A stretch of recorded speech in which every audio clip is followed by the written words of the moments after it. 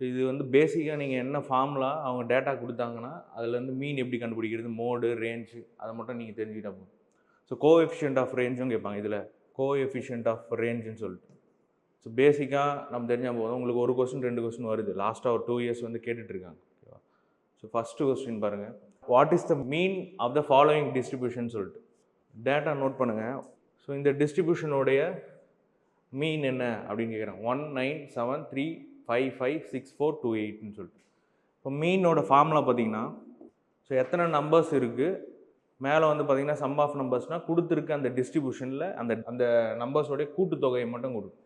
இப்போ 1 + 9 10, 10 20 30 40 50.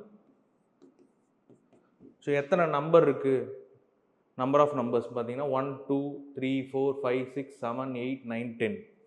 So divided by 10. இப்போ என்னது சிம்பிளிஃபை பண்ணிங்கன்னா மீன் வந்து 5.